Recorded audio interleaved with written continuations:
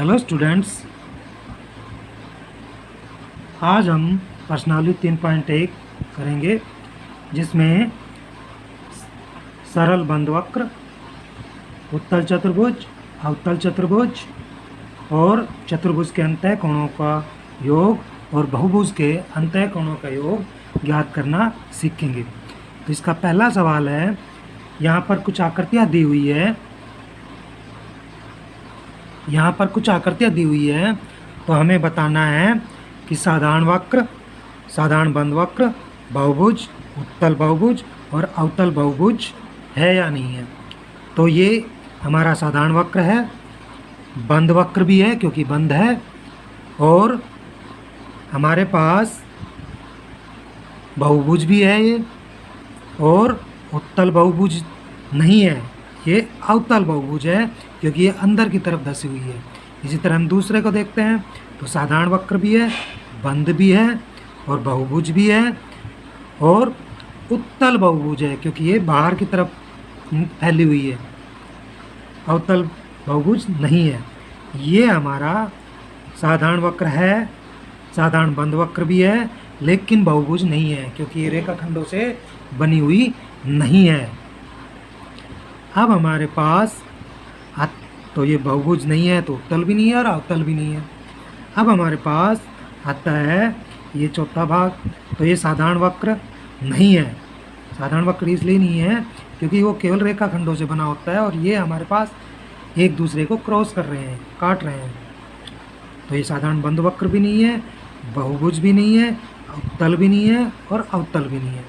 अब हमारे पास पांचवा सवाल है, ये साधारण बंद वक्र है, साधारण वक्र भी है, बंद भी है, लेकिन बहुभुज नहीं है क्योंकि रेखाखंडों से नहीं बना हुआ। अतः ये अवतल भी नहीं है और उत्तल भी बहुभुज नहीं है। अब हमारे पास छठा है, तो ये हमारे पास साधारण वक्र है, बंद भी है, लेकिन बहुभुज नहीं है, ना ही उत्तल है ना ही अवतल है। अब हमारा छठा है, तो साधारण बंद वक्र है, साधारण वक्र भी है, बंद वक्र भी है, लेकिन बहुभुज नहीं है, और उत्तल और अवतल बहुभुज तो है ही नहीं। अब हमारे पास ये है सातवां भाग, तो ये हमारे पास उत्तल साधारण वक्र है, बंद वक्र भी है, लेकिन बहुभुज नहीं है, तो अवतल और उत्तल बहुभुज नहीं है। अब हमारे पास दूसरा सवाल है कि निम्न में विकर्ण बताइए, एक उत्तल चतुर्भुज, एक समषड्भुज, एक त्रिभुज। तो किसी भी बहुभुज में विकर्णों की संख्या निकालने का फार्मूला होता है हमारे पास n इंटू n-3 बटे 2। n यहाँ पर भुजाओं की संख्या है, भुजाओं की संख्या है। तो यहाँ हमारे पास उत्तल चतुर्भुज है, यानी 4, चतुर्भुज में 4 होती है, 4-3 ये 2, 4 गुणा 1, तो हमारे पास उत्तल चतुर्भुज में 2 हुए। अब समषड्भुज की बात करते हैं तो 6 इंटू 6-3 दे दो, 2 तिया 6, 3 गुणा 3 यानी 9, इसमें कितने हो गए 9। त्रिभुज की बात करें तो 3-3 बटे 2 यानी 3-3 0 और ये 0 बटे 2 यानी इसमें कितनी होती है 0। इसमें याद रखने के लिए हमारा फार्मूला n इंटू n-3/। अब हमारा तीसरा सवाल है, उत्तल चतुर्भुज के कोणों के मापों का योगफल क्या है।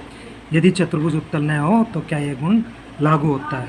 तो किसी भी बहुभुज के कोणों का योगफल, अंतः कोणों का योगफल ज्ञात करने का फार्मूला होता है अंतः कोणों का योग बराबर n-2 इंटू 180, n भुजाओं की संख्या। तो हमारे पास 4 चतुर्भुज का मतलब 4 भुजाएं, इनका योग कितना हुआ 2 गुणा में 180, 360। अब हम बात करते हैं एक अवतल चतुर्भुज की। तो ये हम एक अवतल चतुर्भुज बनाते हैं। तो इस चतुर्भुज में हमारे पास भुजाएं वही 4 हैं, तो 4-2 इंटू 180, तो 2 इंटू 180 यानी 360। तो इसका मतलब ये हुआ चतुर्भुज चाहे अवतल हो चाहे उत्तल हो, उनका योग 360 ही होगा। इसका मतलब हाँ। अब हमारे पास चौथा सवाल है, निम्न भुजाओं वाली बहुभुज के कोणों का योग बताइए।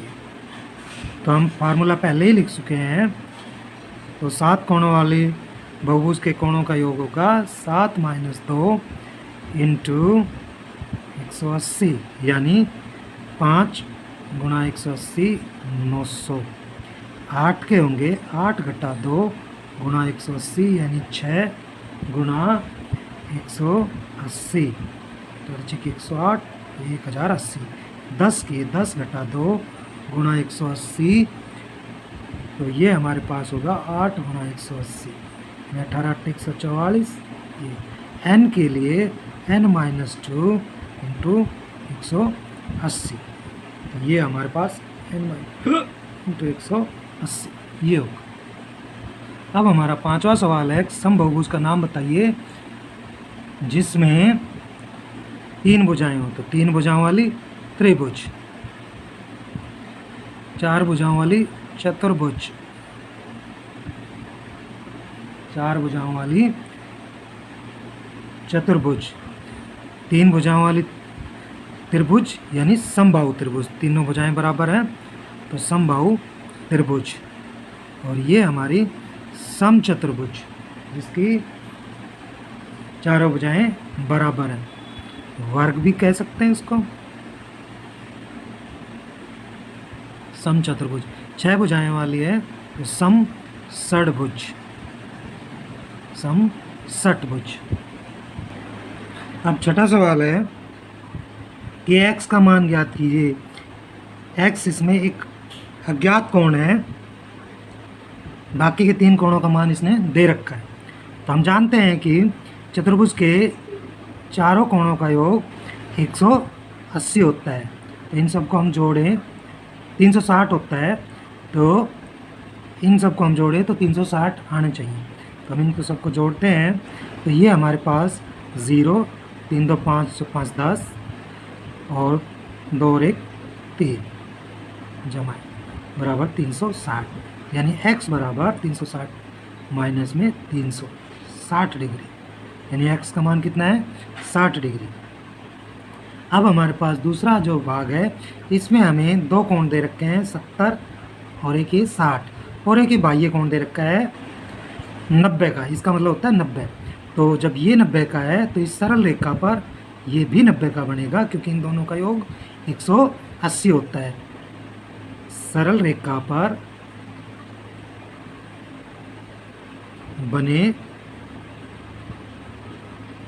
एक ही योग के कोणों का योग 180 होता है। जब ये 90 का है तो ये भी 90 का हो गया। तो अब हमें ये x ये वाला कोण निकालना है। तो यानी हमारे पास 70 जमा में 60 जमा में 90 जमा में x बराबर 360, इन चारों कोणों का योग। तो ये हमारे पास हो गए 9 0 9 6 15 और 22 220 जमा x बराबर 360, यानी x बराबर 360 माइनस 220 140 डिग्री। तो अब हमारा तीसरा सवाल है इसी का, छठे का तीसरा भाग है। तो यहाँ पर हम देखते हैं, अभी हम पहले वाले सवाल में करके चले हैं कि हमारे पास इन 2 कोणों का योग 180 होगा। तो ये हमारे पास कितने का बच गया 110, इन 2 का भी तो ये 120। तो अब हम देखते हैं कि इन 5 कोणों का योग, यानी पंचभुज है तो पंचभुज के कोणों का योग होगा, हमारे जो अंत है कोणों का वो योग होगा 180 गुणा में 3 540। तो ये 30 जमा x, ये दोनों कोण बराबर है, x जमा 110 और जमा में 120 बराबर 540। तो ये हमारे पास 2x हो गए और ये हमारे पास 0 2 1 3 और 3 6 और ये 1 और 1 2, यानी 540। तो 2x बराबर हमारे पास 540 माइनस में 260, इसको इधर लाएंगे माइनस हो जाएंगे। तो हमारे पास 2x बराबर बच गए 0 8 और ये हमारे पास 2। तो x बराबर 280 बट्टे में ये 2 140। तो दोनों जो x हैं उनका अलग अलग मान 140 डिग्री का है। अब इसका लास्ट भाग है, ये पंचभुज है और इसके पांचों कोण बराबर दे रखे हैं क्योंकि x है, सारी भुजाएं बराबर है तो सारे कोण भी बराबर हैं। तो पंचभुज के कोणों का योग कितना होता है, अभी पिछले सवाल में हमने किया है 540 पंचभुज के दोबारा से कर लेते हैं। 5 घटा 2 गुणा में 180 यानी 3 गुणा में 180 बराबर 540। तो ये हमारे पास 5x बराबर 540, तो x बराबर 540 बटे 5, 5 एकम 5, 5 40, यानी प्रत्येक कोण 108 डिग्री का। अब हमारा 7वां सवाल है कि x y z का मान ज्ञात करो, इन सब का योग। तो जब हम देखते हैं कि इन दोनों का योग यानी z प्लस 30 बराबर 180 और 90 प्लस x बराबर 180 और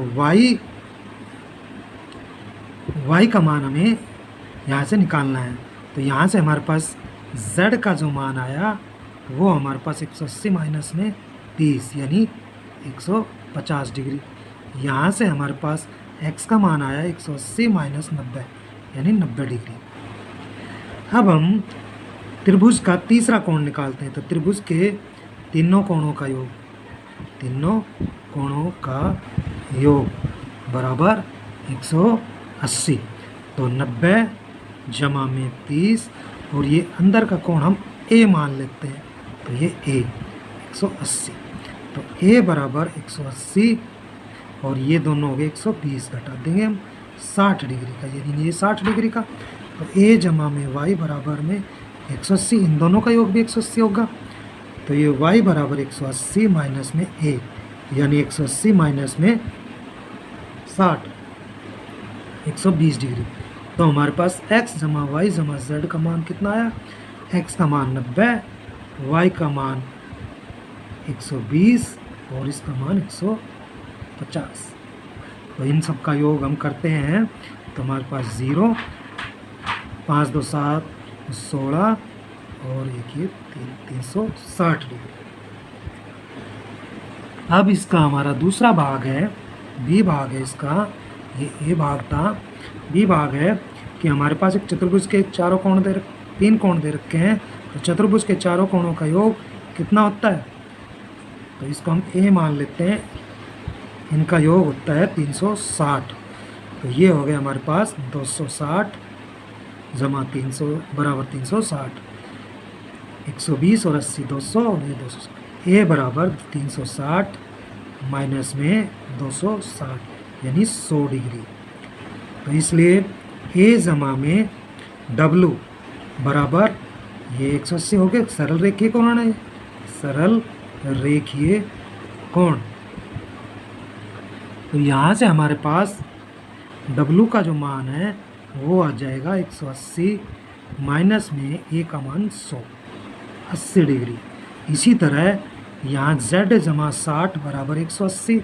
तो यहाँ से हमारे पास z का मान आ जाएगा 180 माइनस में 60, 120 और x जमा 120 बराबर 180। तो यहाँ से हमारे पास आ जाएगा x का मान 180 माइनस 120 60 डिग्री और y जमा 80 बराबर 180।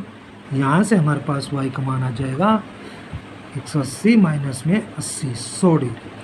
तो हमारे पास x जमा y जमा z जमा w, इसका जो मान आएगा, x का मान हमारे पास आया 60, y का 100 और यहाँ से z का 120 और इसका 80। तो इन सब का जोड़ 360 है। तो यहाँ हमने देखा कि इसके बाहरी कोणों का योग 360, इसके भी बाहरी कोणों का योग 360। तो हम यहाँ से देख सकते हैं कि किसी भी आकृति के बहुभुज के बाह्य कोणों का योग 360 होगा।